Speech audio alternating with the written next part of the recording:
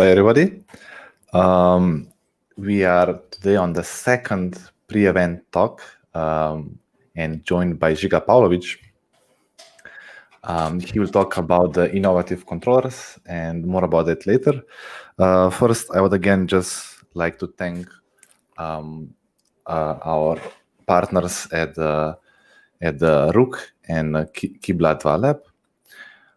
And before I start, I would also like to invite you to join our Discord server where the whole game jam will happen and where we usually chat and you can meet all of our lovely community members. And without further ado, I will present who Žiga is actually. He's a programmer, maker, and he likes to dabble with the new technologies. And one fun fact about Žiga, he's the first organizer of global game jams in Slovenia. And it is also where I met him. I think that was 2016. And where my passion for game jams came. So we go like a long time with Žiga. And yeah, as I told you in the beginning, he will tell us more about the innovative controllers, about mixed reality, VR, Arduinos, Raspberry Pis, and so on. And now, without any further thing, I will give word to Žiga. Yes, hello. I have been, whenever I started with the game jams in 2014, I wasn't participating all the time because I was organizing and it took a long time to then manage the things. But when I did participate, I was always interested in experimenting with different kind of controlling the game. I think like one of the times, well, at least the last year was with a kind of DIY mixed reality headset. Which was developed by Leap Motion developers. So they kind of used the small sensor, which I don't have right now with me because it's on the headset in the office. And they made it because the controller itself is still very useful, even if it was developed actually, I think, around 2014. Or even before, and it's really useful for hand tracking, and it's been starting to be used like on the first Oculus when it came out, but now of course the new VR headset have like the cameras to track the space, and the Oculus Quest uses the algorithm to track the hands just by the camera, which is a different technology than Leap Motion. And that was kind of, you put the headset on, and it didn't have another sensor, which we later got, like one of the Intel sensors that does the same job as the new cameras on Oculus, where you move around. You track the space, so the geometric system in your game can move around. So basically, whatever 3D objects you have in a scene stays. So when you look around, the object is there. Otherwise, if you don't have it, it just kind of follows your vision. That's just a small description. But today I will talk more about. Let me go into the presentation. I want to talk more about, at least I want to try to entice you more into.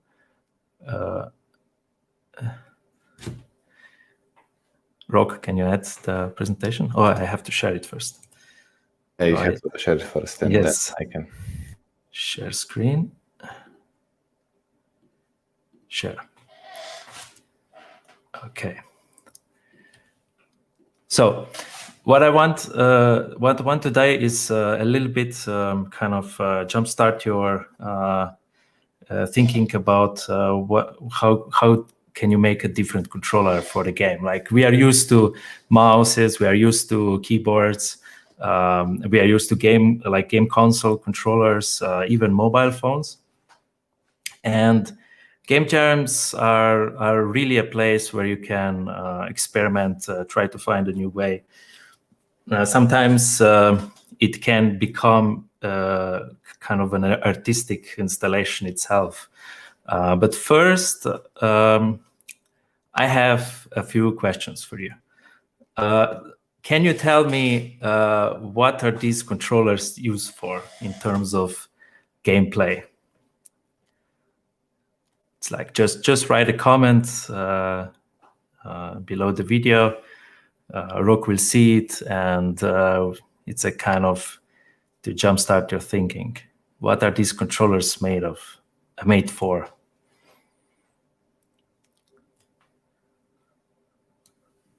If it takes too long, let us check a little bit. I will have more controllers later, but these are the early controllers where the game consoles were popular, and the maker, like you see the Dreamcast or the PlayStation controller from Namco, were designed to be supplementing a specific gameplay. And this one on the right, you see, is made for a fishing game, where you can reel the fishes in, and then probably has a kind of sensor inside it for locomotion. So you forecast it, maybe some kind of acceleration sensor. So you can program it to kind of simulate the casting of the fish. And the one on the left is used for driving, and you can imagine it. If you twist it, you can control kind of the way or the side which the car or the motor is driving more precise way, because buttons are digital, you click it or not, but in this way is more analog, so you can control your driving much more precisely. These are probably what you are more familiar with. At least the one on like it became famous as an experiment.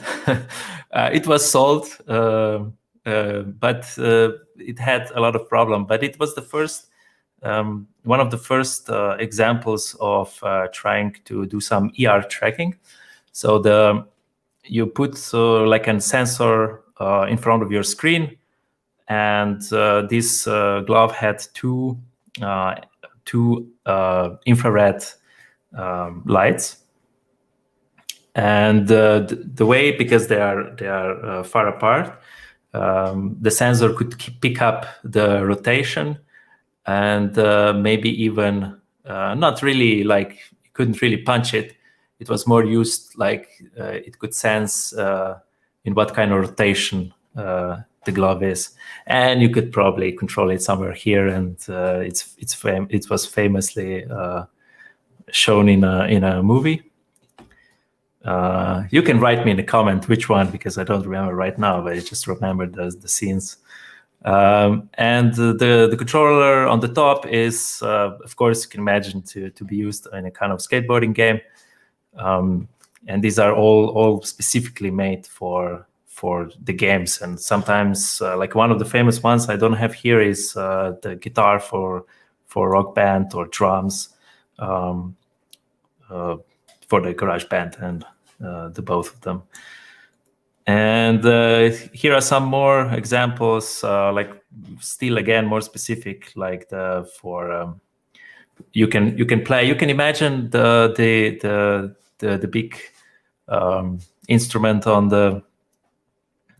the left to be used in a music game, and probably had some similar sensor that was later used in V, which you can see on the right, on the bottom right. It was just it's a Wii controller, but it's just turned into the screwdriver from the Doctor Who series.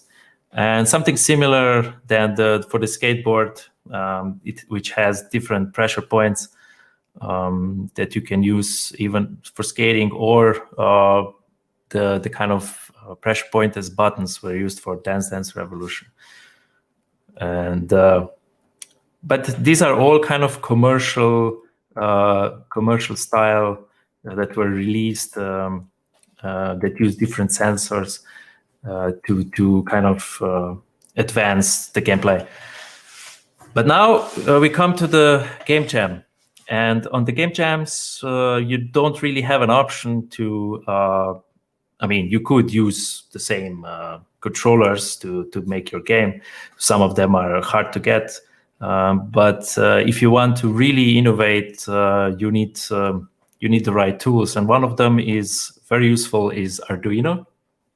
Like most of you are probably familiar with it, but for those who are not, Arduino is basically a kind of ready-made board, which has power, which has inputs, outputs, USB plug to connect it to the computer, and it's all controlled by the microcontroller. So this was the kind of early Arduino, which used Atmega.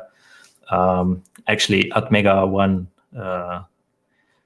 So that is a little bit more powerful, but this one is kind of the general. So Arduino Uno is the general one. There are a lot of different versions of Arduino. Even what you see on the top was made in Italy, but now because it became popular through the years, it went to America, made American company. They kind of had some issues with trademarks, and now it kind of split. So like there are two companies now. So one, Arduino is the trademark that stays in America, but if you want the Italian version now, it's called Genuino. So the Genuino is the brand name now that has been taken by the Italians. And there are lots of different versions like Nano, like Mega.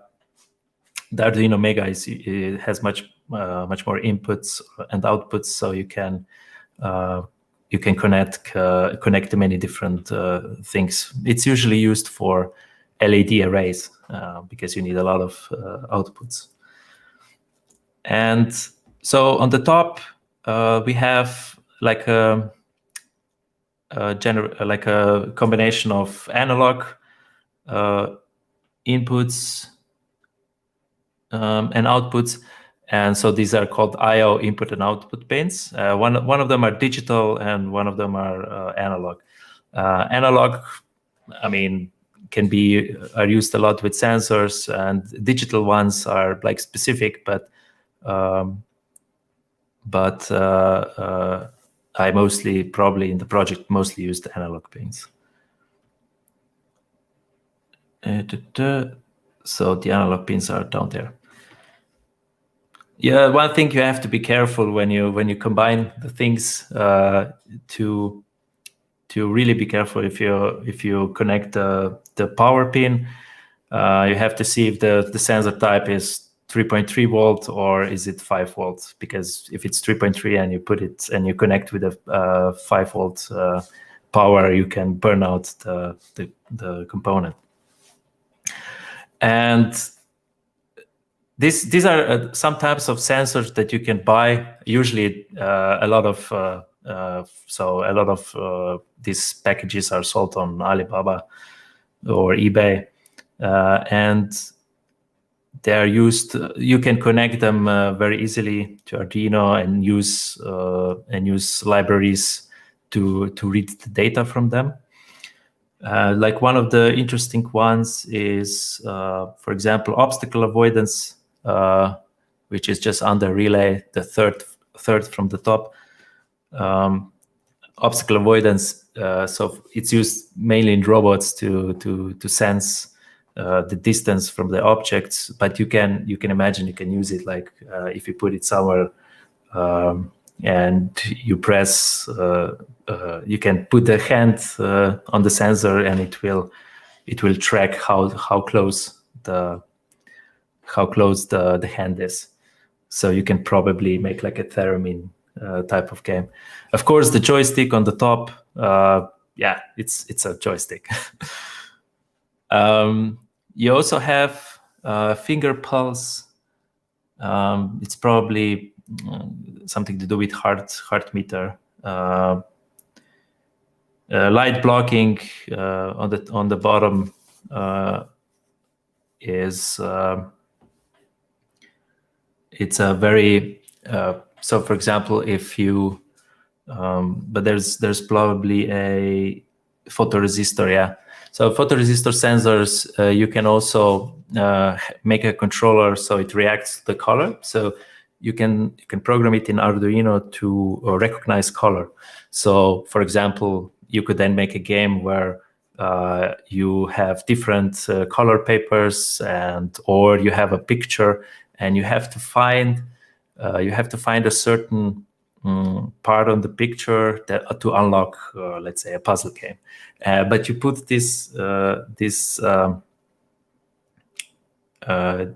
picture in front of the photoresistor to kind of catch the color.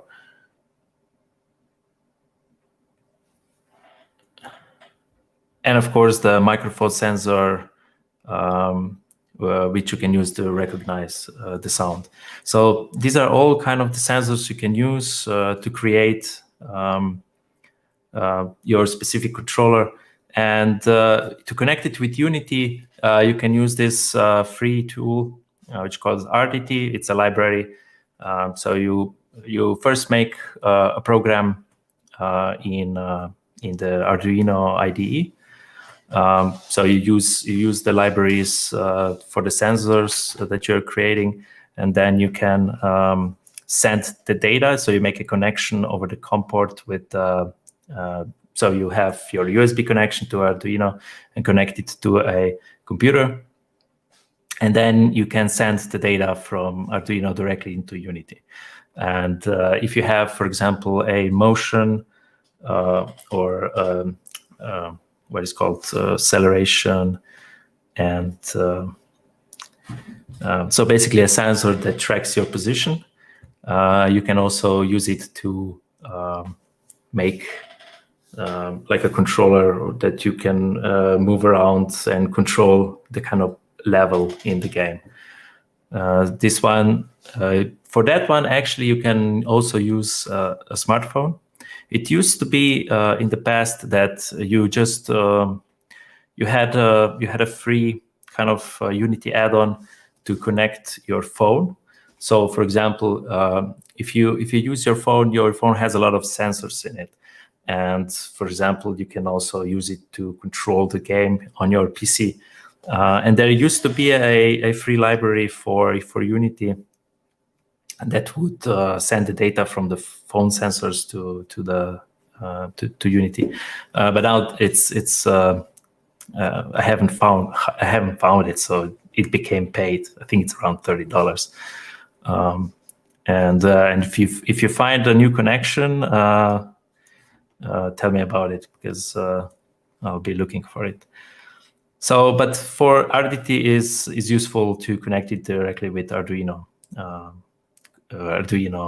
environment. And here I can show you an example of this kind of sensor. You can see the sensor on the stick and wires coming to Arduino Mega connected to a PC to control let me play it again. Yes, to control the environment in Unity. And we have also, you don't need a lot of knowledge to be innovative on a game jam. You don't need I say a lot of knowledge, I meant technical knowledge. You don't have to be technical, but you just have to be resourceful. And for example, a lot of games are made, of course, just using normal phone, right? You download the game from an app store. it doesn't require any specific setup, like hardware setup, because that would be too much of a hassle and you would have to order it from somewhere. So, but you can make it yourself. And for example, the popular PUBG on a mobile phone, probably I wouldn't play a lot of those games on a mobile phone because I'm used to computer mouse and precision, and it's I have huge fingers basically, so controlling on a phone is not so good for me. But you can see here an example of kind of a very I actually haven't seen the type of views it had, but I imagine it's a very popular video on YouTube. Shows you 3 examples of how to just kind of with just some cardboard and metal connections to give you a kind of Wii style controller. So what you see here is basically a cardboard surrounding the phone to give you some rest for the hands. On the top, it's the most important one, which controls the tabs. So you have some metal. You can use like just aluminum foil, nothing special, just some aluminum foil, and so one connection is made on. So one connection is made to the screen, and the screen kind of senses the capacity difference, right? So it's the same as a tap. Like if you tap your finger on a screen, it basically you make a kind of electrical connection. Because you're sweating in the fingers, you change the resistance on the screen, and that's the program then recognizes as a tap. But here you don't actually need to touch the screen. You just kind of make a shortcut to a much more favorable position, much more intuitive position for this kind of gameplay, and you can. Then just press it on the top of the phone to transfer the information on the screen. Another example here, you can imagine a driving game, which again uses you're pressing your fingers on the sides of the screen to move. And the gameplay is like analog, right? The controller is analog, so you move. So how far you move from the center basically can then change your speed of turning. But you can make it like a proper motor, like you're sitting on a motor, and with squeezing the sides, you also move this aluminum connection on the phone, and then kind of more seamlessly turn the motor in the game. And another one, of course, is a race game with a car, where the game is controlled with just turning your phone, so rotating your phone, and you drive a car that way. And the speed of turning and the position also influences the turning. So you can make it basically a normal driving wheel. That's with the cardboard. And in this part, I would give you one example. This is one example I found recently that was made in 2020, which is a game jam from like Abertay University in UK. Created a kind of alt controller jam where people like the theme of the jam was specifically to innovate controllers. And I can give you, so for example, there's another school in Copenhagen. They have a master's degree in interaction design, and they also have a community of students and alumni starting from that program. They work a lot of in innovating the kind of gameplay or the types of gameplay you can make. I remember they made a game with PlayStation joysticks, or Joy-Cons, I think they were called. The game controllers with the light on top that you can then track. So I guess they're similar to the controllers for the PlayStation VR. And if you have a controller like that, even if you're making a VR game, nowadays it kind of seems standard, because like Beat Saber VR game, you have lightsabers and you crush the blocks coming at you. So this kind of gameplay is very normalized in VR, but at that point, a few years ago, it was something new.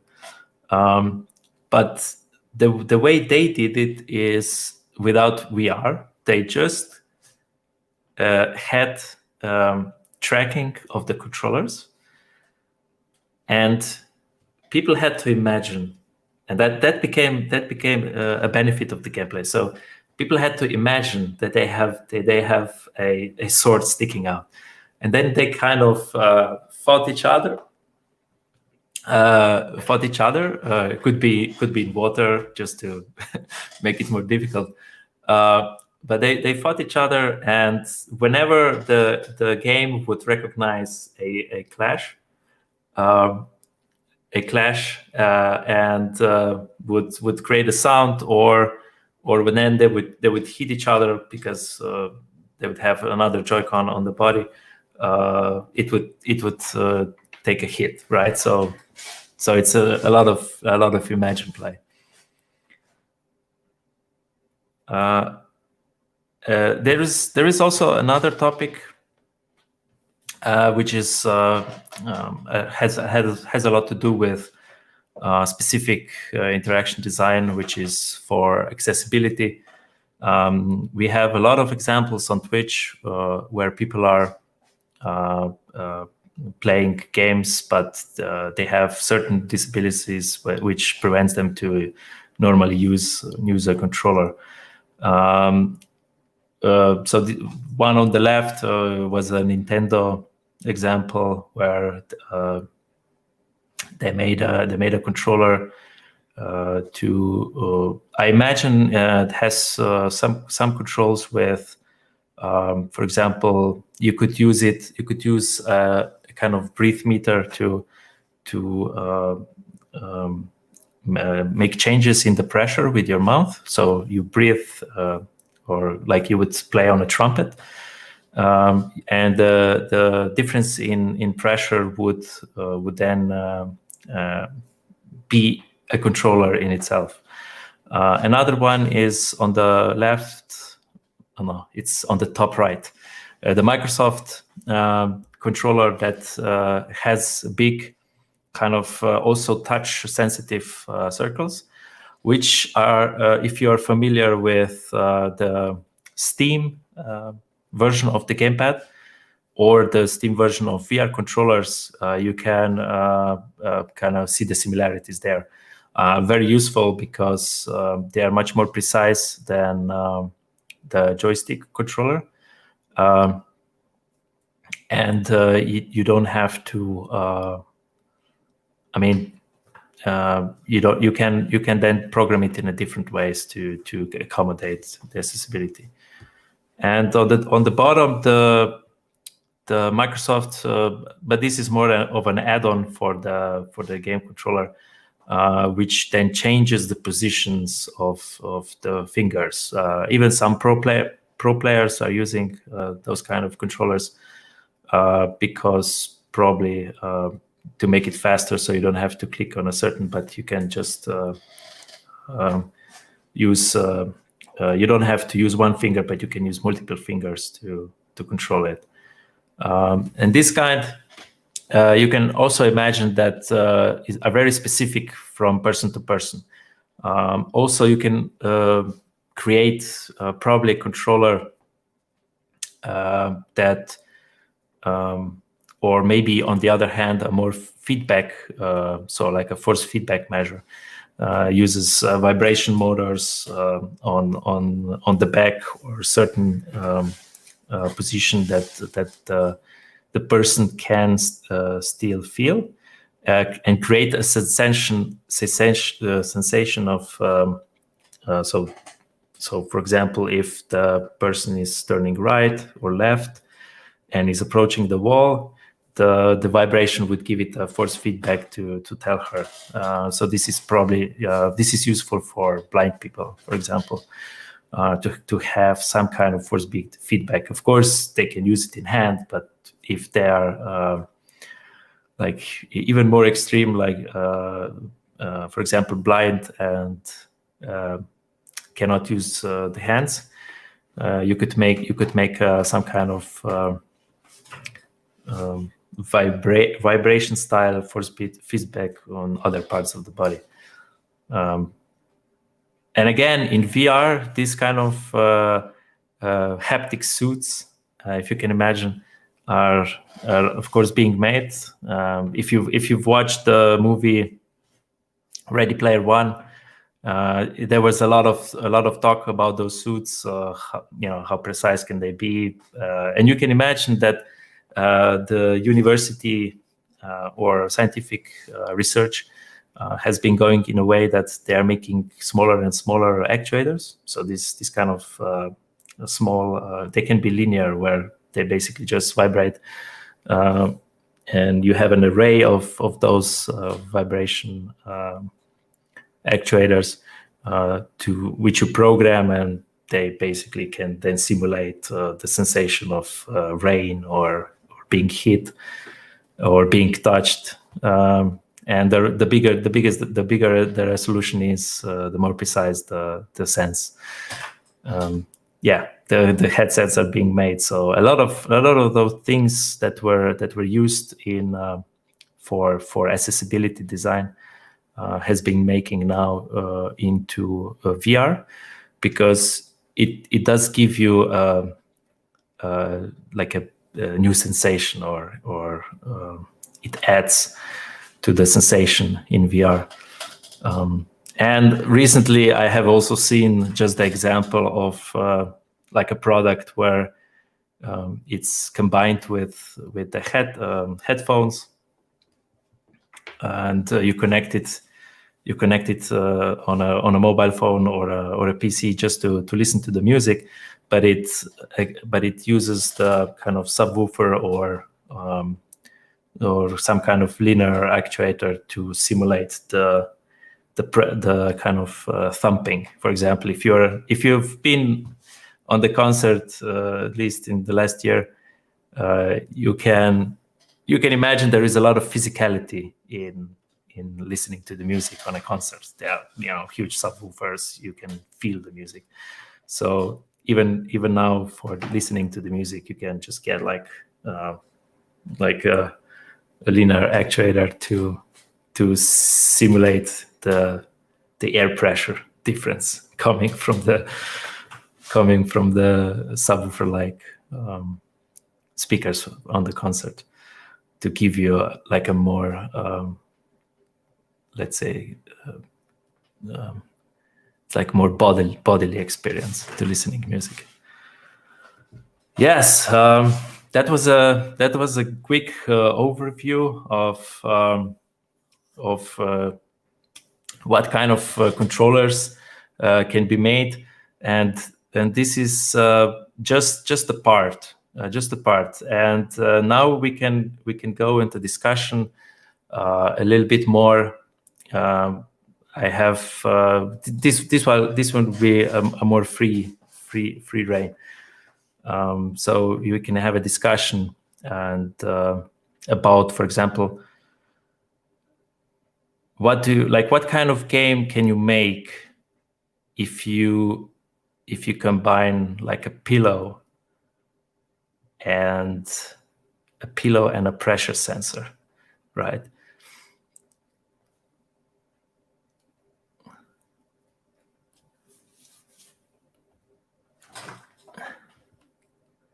Yes, Rok, I'm finished, so you can bring me back. Yeah, thank you, Žiga, for this talk. I think you covered like a lot of like different things that I didn't even know.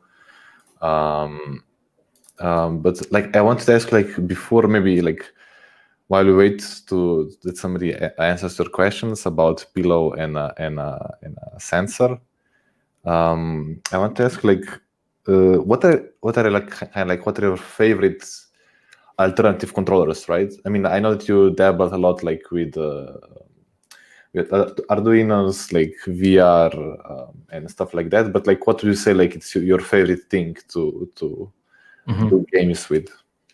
Well, my favorite, my favorite, I would say, sensor, right, is the leap motion controller, because it's the same technology as Kinect, but it just tracks hands, and it's very precise. Actually, they've been doing a lot of algorithm upgrades over the years, and have now merged with another company doing like ultrasound haptic feedback.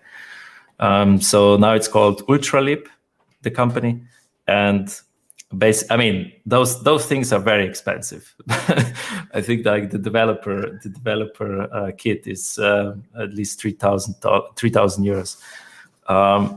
But it basically combines the sensor, the leap motion sensor, where you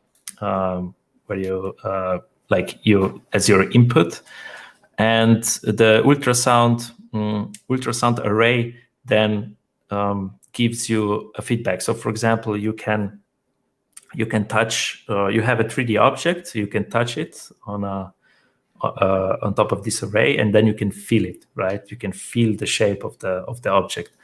And in this case, I mean, the leap motion also kind of tracks the position of the hand, so the two things are synchronized.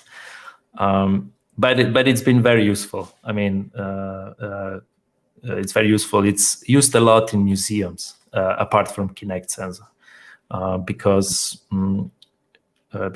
people don't have to touch. You don't have to disinfect the buttons. Just with a hand.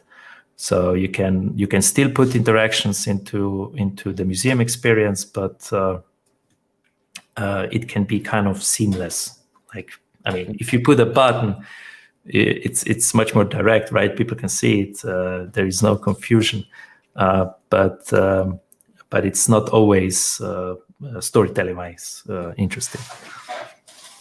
Do you see that like this being like the new let's say breakthrough in how you like present the content in like museums, and maybe also like that after that question, like, do you see this like being used also in like other fields, like not just games, museums, maybe like medical equipment, or like I don't know, maybe somebody like saving somebody from like some earthquake or something like that? Yeah, I mean, of course, we had in Maribor an example of like years ago. There was like an Imagine Cup group of students who were developing a Kinect style controller for the surgeons while they are in the operating room. When the operation is going on, you have to be sterile, and sometimes when the operation takes 8 hours, sometimes they kind of go to the computer, check the scans, check for information, and I mean, if you want to control if you want to keep your fingers sterile, the best solution then is to just use hand gestures, right? And I don't remember. I mean, I don't remember exactly what the name was, but it was very interesting.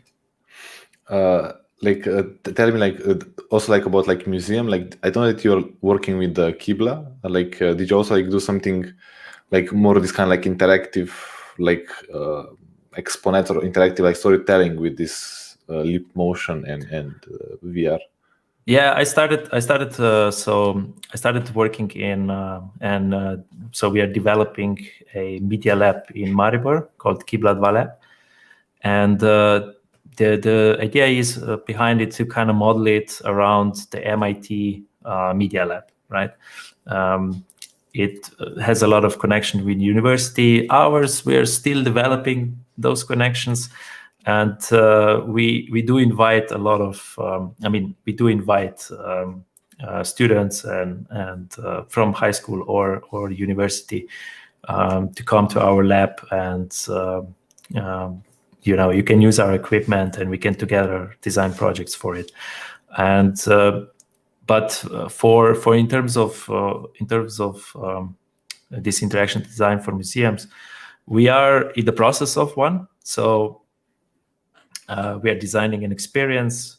I can't really say for who and what kind, but it does deal with different situations we have right now because of the quarantines and the physical distance. I have to always mention that I always call it that to maintain physical distance, not social distance.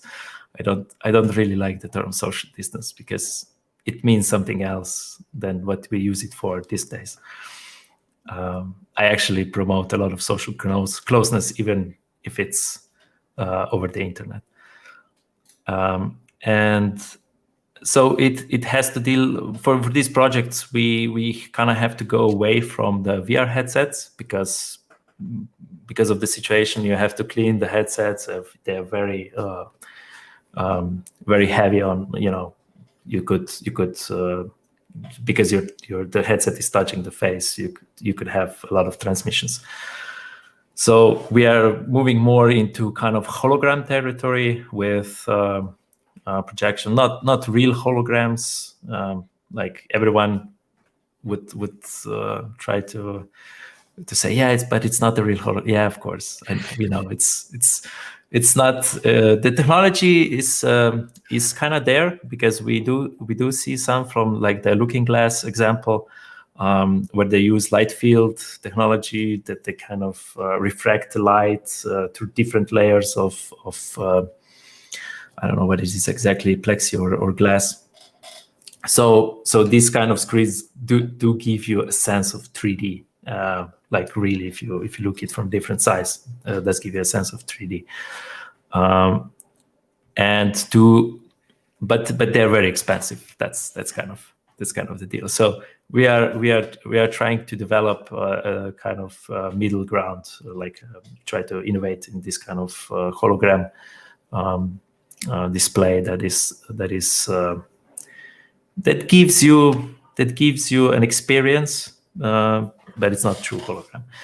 And to make it interactive, right? For example, if you have a visualization, so we also do a lot of 3D scanning. We do photogrammetry to get to digitize actual objects, and we could just showcase it like on a screen. It's just there, maybe animated a little bit so it turns, but that's not really interesting, right? You kind of like the idea of VR is also like you use a lot of hands inside VR, because it's just natural for you that you pick something up and you look at it. And with the lip motion sensor, you can then sort of give a feeling that when a person is in front of TV and the object is displayed there, the person can then kind of rotate the object, make it closer, bring it closer to itself, inspect it. Of course, it's not looking to the hand, but to the monitor. But it's a similar interaction then to give it a more personal experience of interacting with or inspecting the object. Thank you for the explanation.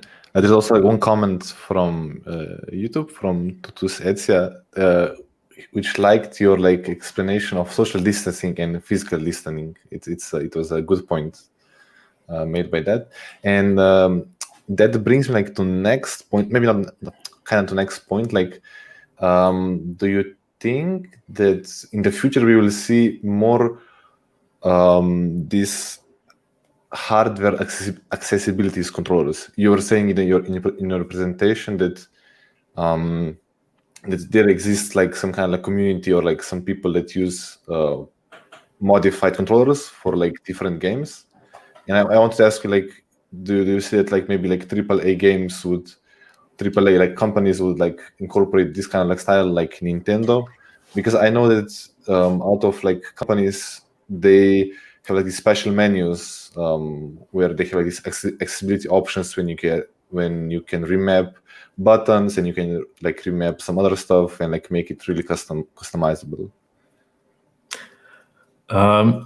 I can imagine, yes, but it depends on the market, right? If there will be enough demand, for a commercial project.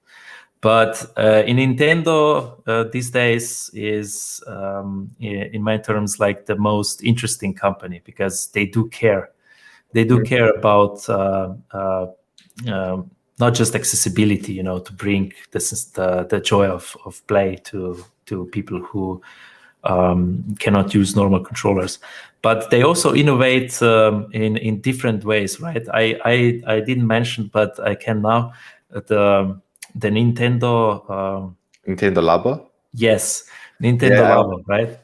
And this is also an experiment. I mean, it's a commercial product, but it kind of tries to expand on the Joy-Cons, right? The Joy-Cons are the Nintendo ones from the Switch, right? So you can combine. So Nintendo Labo is a package. It can be expensive if you think about it, but it's you get cardboard pieces also together, which you can then combine and create like a suit, to then like be a mecha for kids, and there were some other example. Even the fishing, right? The fishing reel is also an example. Yeah, I just wanted to ask you, like I think that Nintendo, like through whole like its history, like has like the most kind of like innovative accessories, like or like controllers, right? They had if you go like they have like now currently they have Nintendo Labo and they have this ring fit, right? When you like stretch, it's more kind of like for sports. Then they had like Wii. With their like Wii U controllers, right? When you do like the tennis, and then and even Wii board, right? Like, and then they even go like way back, like with a lot of like other stuff, right? Because that's their selling. I mean, that's their like USP or selling point. It's they're not really so interested in graphics. I always admired them because they were much more interested in gameplay. And the example of how important the first level of the Mario game was, like even the first Mario game, or why Nintendo spends when they are developing a new Mario game, which uses like when they switch from 2D to 3D. It's a different environment, different controllers. They spend a lot of time perfecting the movement. And even they would spend a year or two just on movement or how the characters move, so it's fun, right? And that is what I always tell. It's like it's best to design a game without graphics, just placeholders, just control. And if the game is fun with just control, like you can have blocks, it's like the minimum viable product for the game should focus on controls. And if the controls are fun, then your game is fun. It's almost doesn't matter about the graphics. But sometimes it's a lot harder to make an unfun game fun with graphics.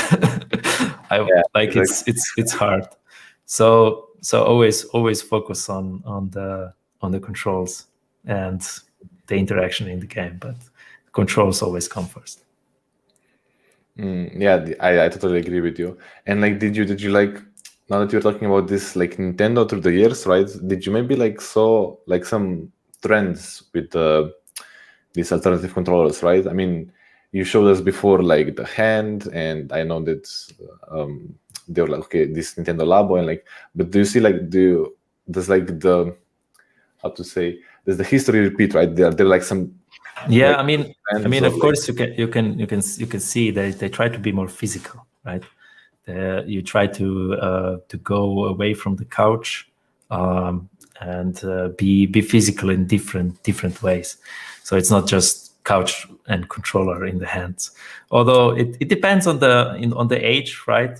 I mean, probably kids are more sporty, more engaging, more trying to burn the energy.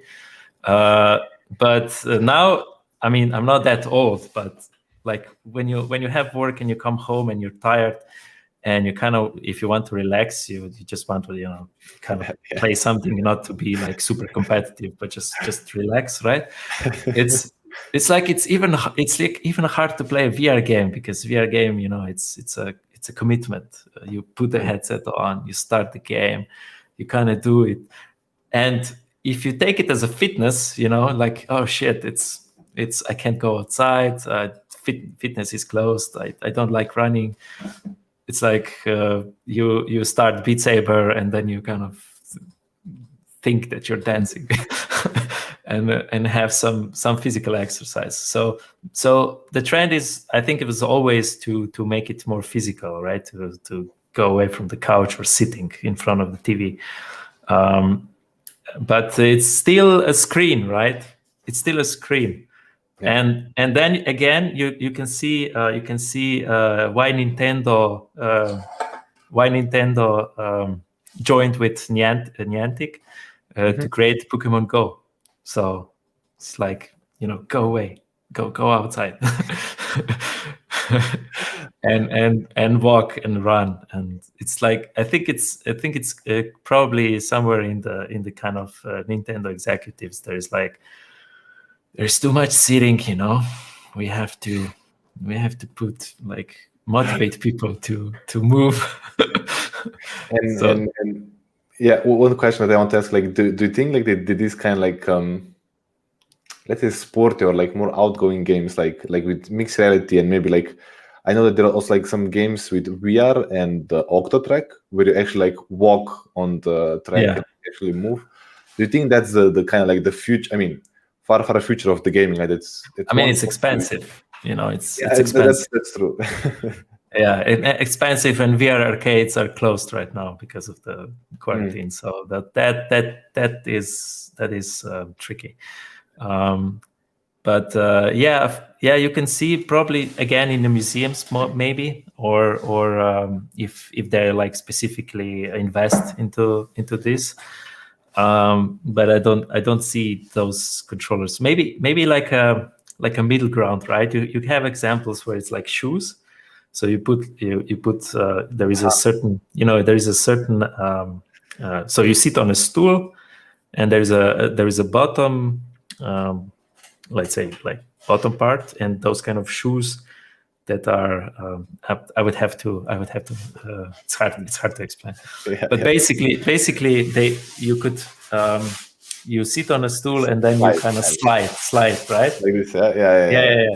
You slide, and then of course the algorithm then kind of calculates, okay, each time you do this, you kind of walk forward, or if you start in a different sequence, you walk backwards, but usually it's forward, and then you can still move with the head and just walk straight the way you're looking. So this is kind of let's say middle ground, or how is it called, a compromise. Midpoint, right? A compromise. So you can make it not so expensive, so you don't need a lot of sensors. what I think about like I know that it's at the beginning of like this previous year, like, there's like popular thing like about this kind of like VR chats or like VR like kind of like gatherings where you would actually see somebody like kind of like in person. I mean, you would see their avatar and you would like talk. I mean, do you think that that's one solution for this physical distancing, like in the future, or like like can that replace kind of like this physical touch that we have, or it's still too much in development, or not? It's maybe too uncanny, or I am actually this is something that is my interest, right? Like how to breach or bring the sense of closeness over the internet or over the distance. We use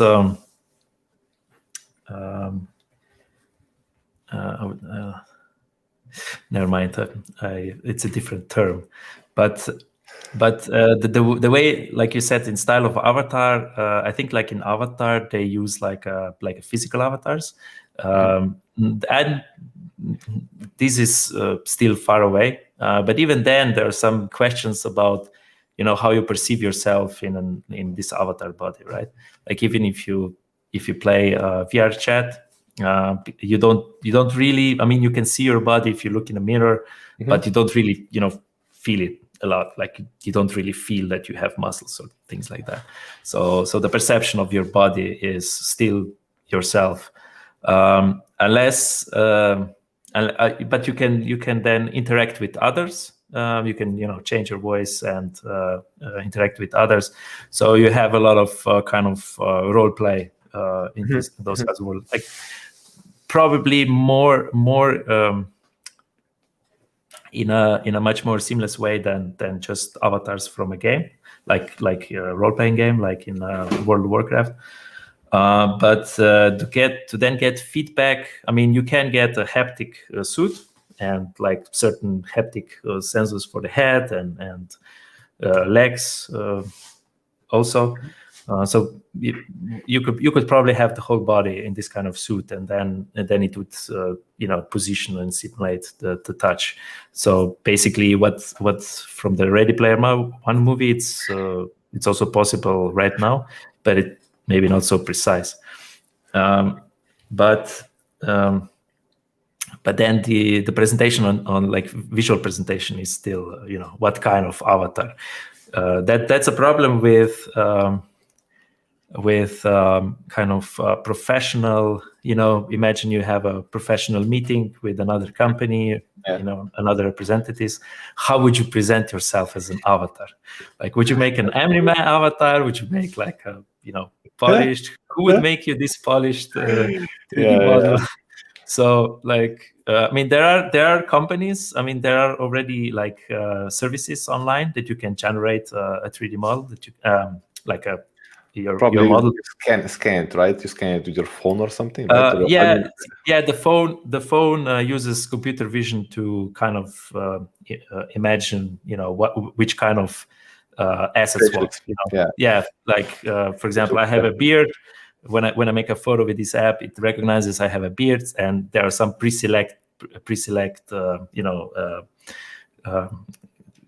you know how it's in avatar generation when you have pre-selected hairstyles and some pre-made hairstyles and stuff, and then just arranges the one most appropriate for your picture. But it kind of works when everybody uses the same style, because it doesn't matter. But we were making, so in the Kibla lab, we made a virtual gallery for December. We had a so in Kibla we are an educational and art a company, and we're also an art gallery, and we make a lot of art production. So we had a gallery opening. We had a painter brought huge paintings into our gallery, and that was in December, whole December, and I mean, you know that the whole December, even before there was a quarantine, so everything closed like completely.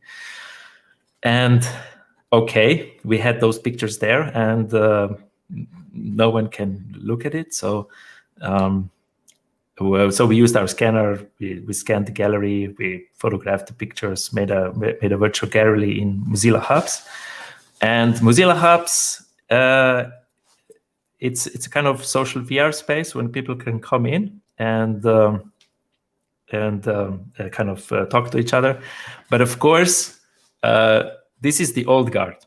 So this is like the old art critics, the curators, and they have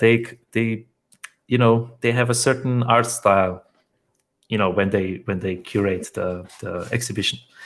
And in digital world, it's it's not the same. And then it completely breaks down when people are coming in with like random names and avatars like bats and animals and just random, and you can have like a party, but it's doesn't have the same feeling, the same aura. So we try to do it with like specific avatars that we made ourselves for people to choose, but we need to like develop it a little bit more to have a much more controlled experience. So I'll just jump in. One question from the audience. Did you ever consider like combining hologram stuff with the VR? And the example is in later that Valve had a prototype of LD4 with the director replaced using hologram table and asymmetric VR games in general. Mm-hmm. Like, did you like? So I guess the general question is: did you ever try like combining hologram with VR? Not yet, but the idea. I mean, it's interesting. But I always design kind of experiences based on a concept. I used to before when I worked specifically when VR came out, there was like a lot of drive to use the technology and find a problem for it, like a problem the technology would solve. And that's a really hard work as a designer. It's really hard then to find a problem for the solution you have. So whenever we get a project, it's I always use. So we always decide on a concept. Okay, what we want to do, what kind of storytelling, how to facilitate the storytelling the best, and then we use the tools to that would be most appropriate. No, I have not tried it, like the combination of it. We have just started with the holograms. I mean, the hologram presentations, but it would be. I mean, you could probably make, if you have a VR headset, you can probably use just a tablet for any kind of this kind of. I think there was like also a Battlefield game where I mean, you can play it over the PC screen, but then like a commander can play like from a mobile app, right? And then you can throw asymmetric play. It's interesting to combine different. But then this is then the topic where I try to always go away from, right? Which is I have to mention. It's like go away from screens. That's my I guess the whole like motto, I guess, in design is to try to go away from screens, right? Like even, I mean, hologram screens are kind of the middle way where it's because we are always looking in screens on a mobile phone everywhere. It's like a lot of attention being taken by the screens, and there has been a movement starting 20 years ago already, like Calm technology or something similar from the movie Her. It's like really good movie. And if you pay attention to the movie, you can see that there is not one screen in the movie. Like everything is being interacted with other screens. And that's kind of the way I want to kind of go, or to try to then develop experiences that use as little screens as possible. And yeah, and I think that ties to the next question from Anton. Like, do you remember like idea of audio VR game? That kind of way of getting like away from the screen. Yeah, hi Anton. I know we talked. I know you showed me the Oculus Quest, which was great to see. But I talk too much about ideas, because I'm very brainstorming guy. I can just go and let it go. That's kind of cool. I don't mind if anyone takes my idea, because I kind of forget about them in 2 days. So sorry. sorry, Anton. I already. But the kind of I don't remember what was the details of the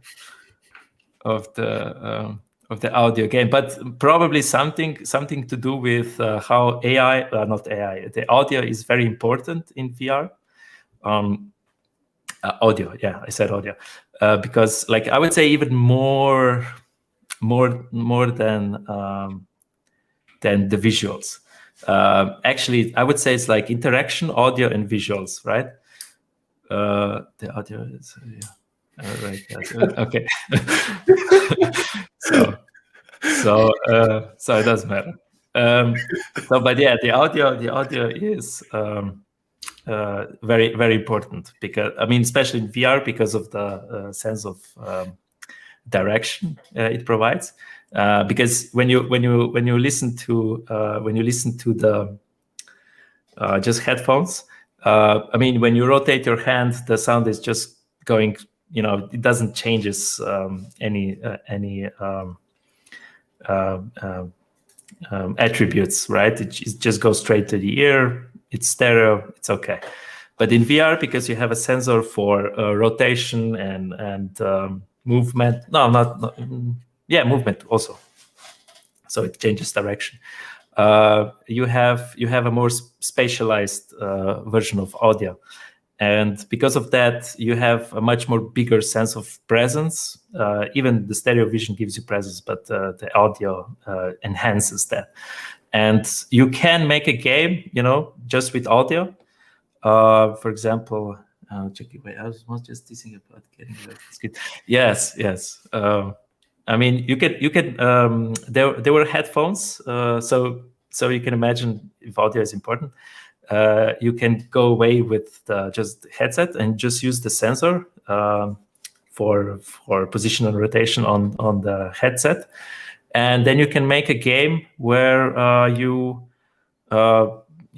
just interact with the sound, walk around, hear something, and maybe you have a microphone, and then you have some input with the microphone if you just have the headset.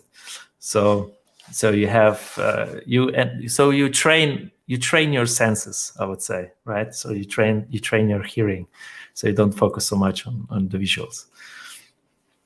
This idea kind of reminds me of I know that on some music festivals there were these kind of silent parties or silent DJs where you would got the headphones and everybody would have the same music and they would kind of dance and rave about it, right?